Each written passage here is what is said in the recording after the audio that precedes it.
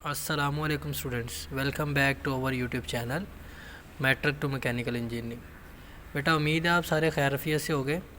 Today our topic is 1.2 maths ninth class. बेटा ninth class की 1.2 को करने से पहले हमारे पास ज़रूरी है कि हम कुछ डेफिनेशंस हैं उनको अच्छी तरह से समझें, उसके बाद हमारी जो है वो कन्फ्यूजन क्लियर हो जाएगी और 1.2 आपको हलवा लग जाएगी।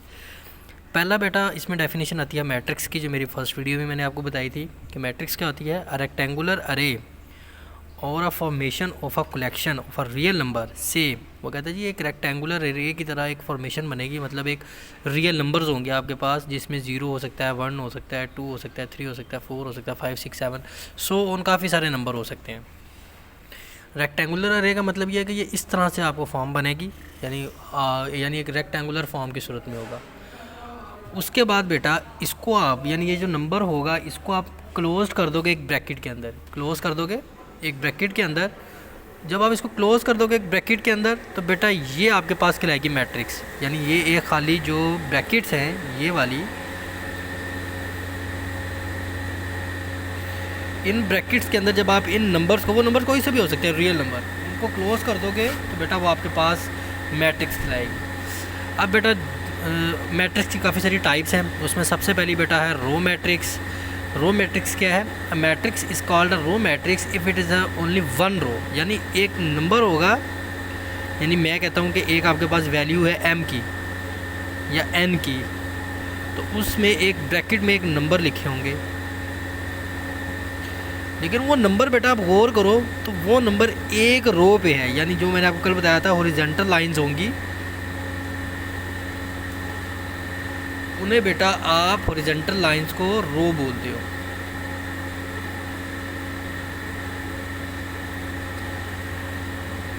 अब बेटा इसमें एक रो है, यानी एक हॉरिजॉन्टल लाइन में वर्ड्स बन रहा है, तो ये बेटा आपके पास रो मैट्रिक्स है। इसी तरह से बेटा कॉलम की बात करूं तो कॉलम मैट्रिक्स क्या हो गया? Matrix is called a column matrix if it has only one column, यानी जो भी अंदर लफ्ज़ लिखा होगा वो कॉलम की फॉर्म में होगा, यानी हाशिए की फॉर्म में होगा, और हाशिया मींस वर्टिकल लाइन की फॉर्म में होगा।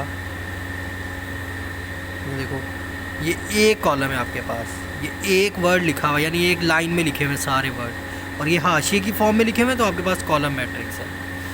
नेक्स्ट बेटा आपके पास रेक्टेंगुलर मैट्रिक्स आती है। वो क्या कहता है? A matrix is called a rectangular matrix if the number of rows and columns are not equal, यानी ये कहना चाह रहा है, जैसे मैंने कल आपको बताया था फर्स्ट वीडियो में कि हमने कोई भी क्वेश्चन हो तो उसमें हमने ऑर्डर्स फाइंड करने होते हैं, यानी 1.1 में जब हमने सीखा है ऑर्डर क्या होते हैं। इसमें बेटा एक रो है, दूसरी रो है, एक कॉलम, दूसरा कॉलम, तीसरा कॉलम, तो यानी मैं ये कह सकता हूँ कि यहाँ पे दो रो हैं 2/3, यानी अब यहाँ पे आप गौर करो तो ये दोनों डिफरेंट आंसर आ रहे हैं, यानी रो का और है, कॉलम का और है।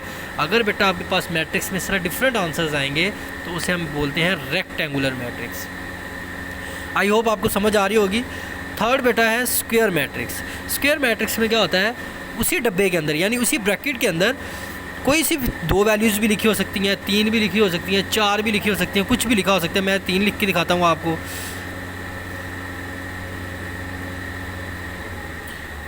अब बेटा यहाँ पे गौर करने वाली बात ये है कि इस मैट्रिक्स में, यानी इस मैट्रिक्स में, इस ब्रैकेट में आपके पास एक कॉलम, एक रो, दूसरी रो, तीसरी रो, पहला कॉलम, दूसरा कॉलम, तीसरा कॉलम, यानी यहाँ पे हमारे पास जो ऑर्डर बनता है, जो पेयर बनता है वो 3/3 बनता है। और यहाँ पे कितना बनता है? शाबाश, एक रो, दूसरी रो, पहली रो, दूसरी रो, यानी पहला कॉलम, दूसरा कॉलम।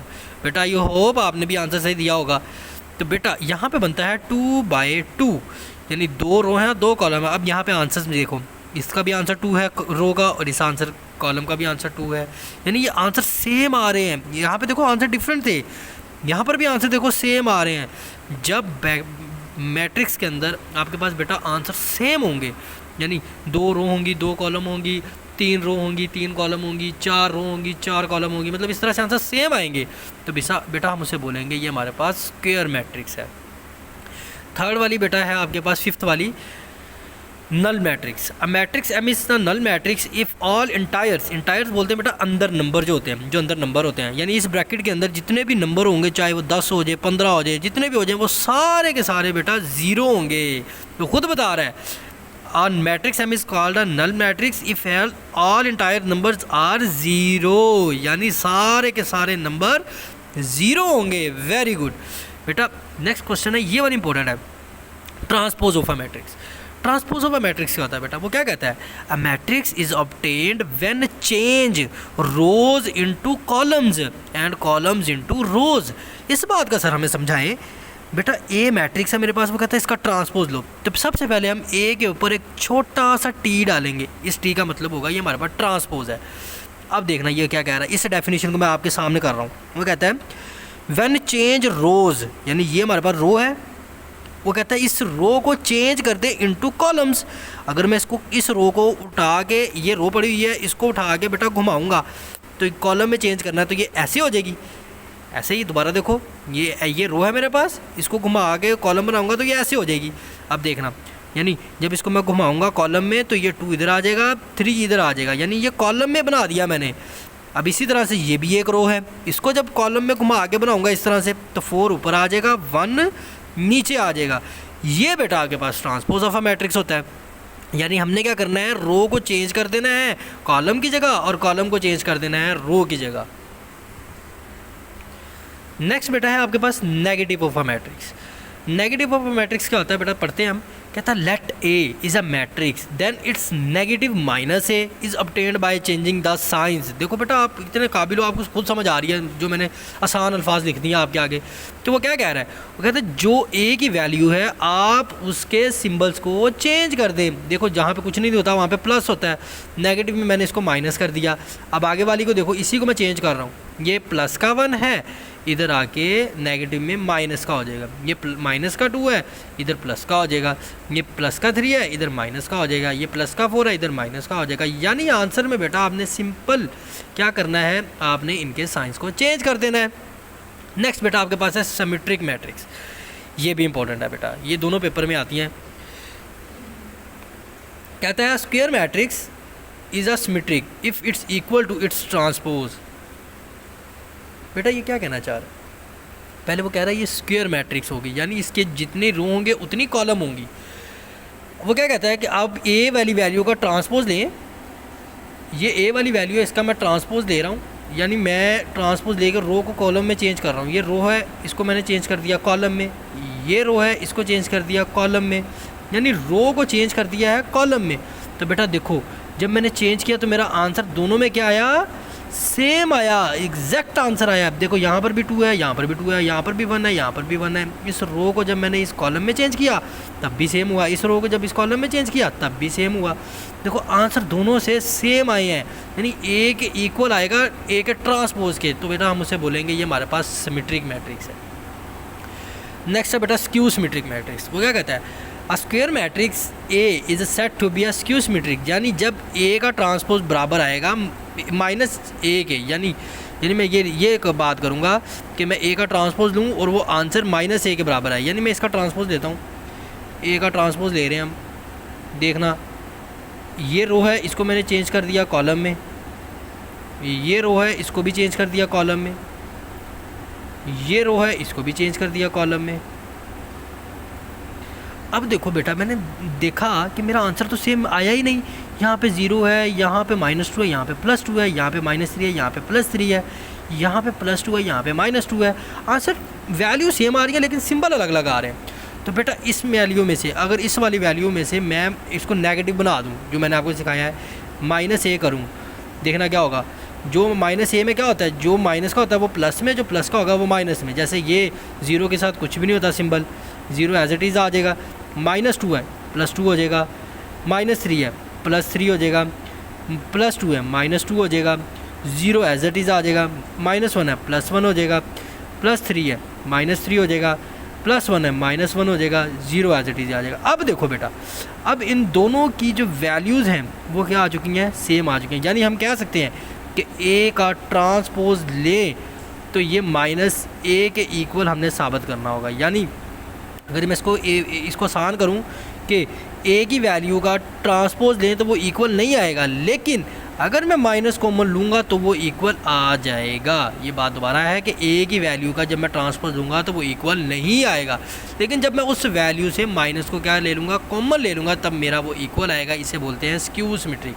सिमेट्रिक और skew symmetric most important definitions in Lahore board, ये दोनों बेटा पेपर में बहुत बार आ चुकी हैं।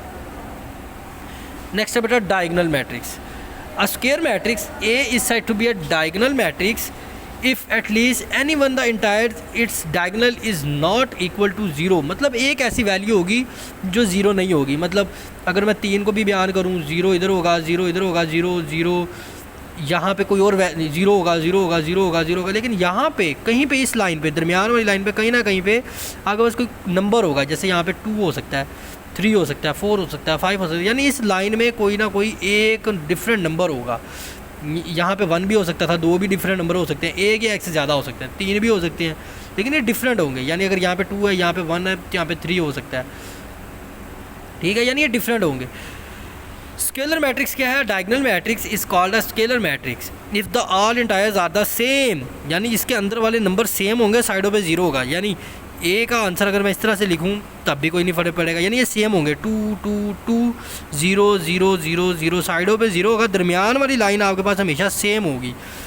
ये इस तरह से भी कर सकते हो आप, 4 4 4 0 0 0 0 0 0, यानी ये देखो बेटा, ये वाली जो लाइन है ना, ये हमेशा सेम होगी, लेकिन सेम होगी, लेकिन 1 नहीं होगी, लेकिन 1 नहीं होगी। अगर वो 1 होगी तो उसे बोलते हैं आइडेंटिटी मैट्रिक्स, या उसे यूनिट मैट्रिक्स भी बोलते हैं। Diagonal matrix is called identity या unit matrix if the entries are 1, यानी अगर इसमें आपको मैं ये कहूँ कि दरमियान वाले नंबर 1 होंगे, बाकी साइडों पे 0 होगा, तो बेटा उससे आप बोलेंगे कि ये मेरे पास है आइडेंटिटी यानी यूनिट मैट्रिक्स। आई होप बेटा ये डेफिनेशन आपको समझ में आई होंगी। ये डेफिनेशन आपको समझ आ गया तो अब आपके लिए 1.2 समझना कोई मुश्किल बात नहीं।